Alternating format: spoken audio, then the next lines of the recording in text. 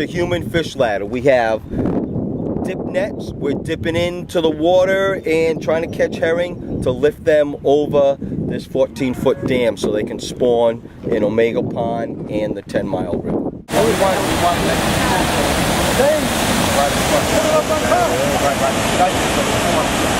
The big romantic story is there was this individual named George Betancourt 40 years ago when he'd go out fishing for stripers, and that's what you use is herring. Yeah. He'd throw the extra in here.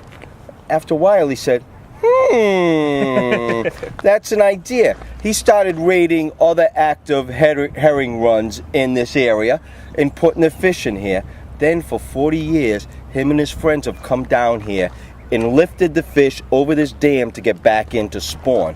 So he kept this alive.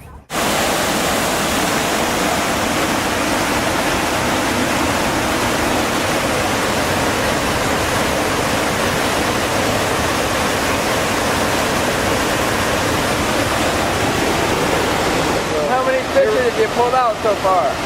I pulled out about 9 or so altogether. 3 on this side and about 6 on the other side of the dam.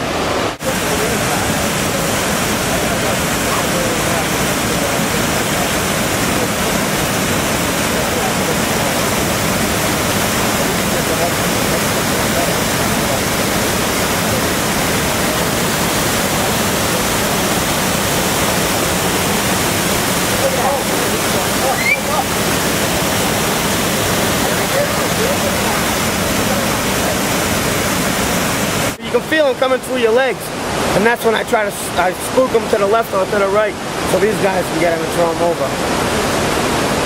What's it feel like in the, You can feel them bumping in the net, and then you try to scoop up to fill the net right up.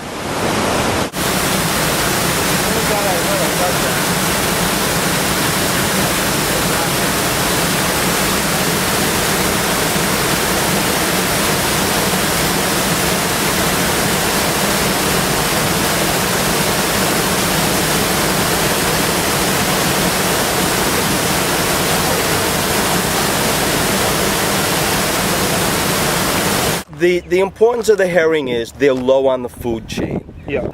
And they're a food source for many different animals.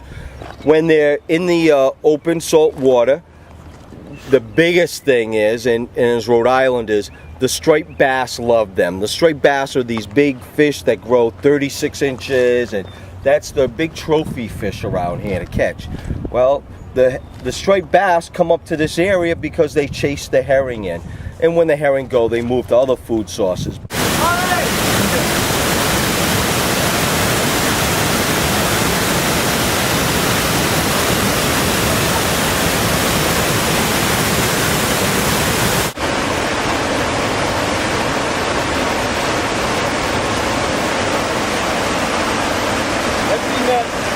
There are plans to build 3 fish ladders here at the cost of $3 million altogether. So it keeps the pressure on, keeps this in the public's eye that there's a need to do this. And besides, look at the place that we're at. When we get down to this bridge, it's a beautiful location. You know, it's like, oh, wow.